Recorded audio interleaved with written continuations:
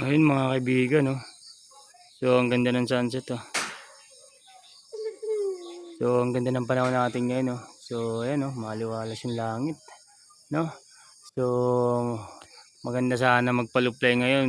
Nga ganitong panahon, masarap magpaluplay. Yan,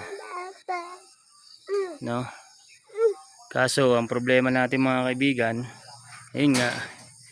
So tignan nyo, ubos na yung ating pliers dito. Ayan. Ayan. So halos wala nang laman yung mga pliers natin mga kaibigan. Ayan. So ito yun na lang nag-iisang pliers natin dito. Yang blue check natin. Yan kasi yung ano na yan, yung itim na yan. Yang ewan ko anong kulay ang ganyan tawag diyan mga kaibigan, no. So sa mga magagaling sa mga kulay ng kalapate, so comment nyo nga guys. Ayun, parang black velvet na ewan. Yan. So tis-tis yan kaya hindi natin yan napapalipad. So acquire lang natin yan guys, kaya hindi natin yan palipad dito sa loop natin. Yan. So bakit naubos yung mga pliers natin mga kaibigan, no? So kasi ayan dito, so ngayon, so breeding season na nga ngayon mga kaibigan, kaya yung mga ibang pliers natin, so katulad nito, itong dark checkered natin, so pliers natin yan, napaparonda natin yan dito, napapaikot natin yan. Yan, so pinapares na nga natin, at ayan yung pares nya, yung itim din na ano, na hen na direct hymelim. So may dugong ano yan, flying machine yan mga kaibigan. And then ito naman, nandito na may ibang pliers natin. So ayan, ito dalawang pliers din natin to. Ito anak yan ng dark checkered natin. Yan. Tapos itong blue bar. Sige na, kuha na kayo. So ayan, yung blue bar na yung mga kaibigan na ay yung pares nya. Pares ang dark checkered natin na anak nitong dark checkered din. Yan. So ayan. Ito naman, ano ito mga kaibigan, nung inakwar natin yan ng sabi, so nakuha na natin Jansen Extermi naman yung bloodline nito, no?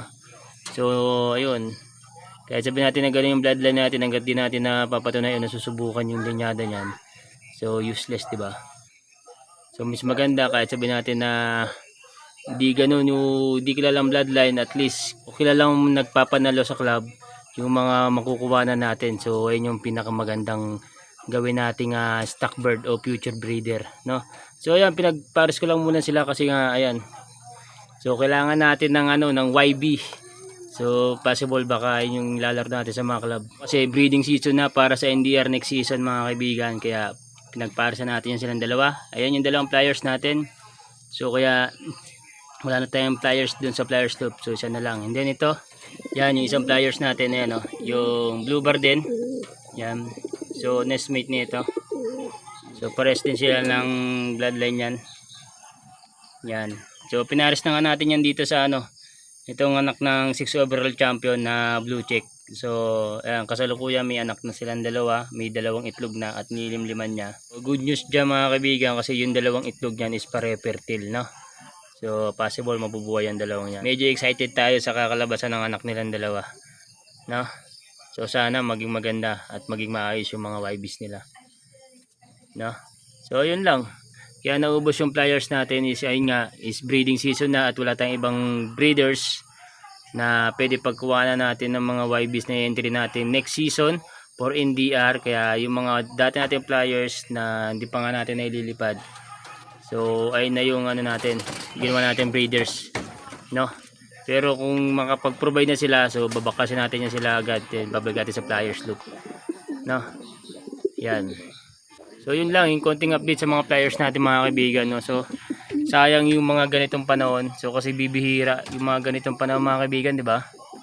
Yan, yung ganyang kagandang panahon, so napakaganda magpaikot o magpaluplay, pero yun nga, so wala na nga tayong pliers, no? So yun lang mga kaibigan, so maraming salamat.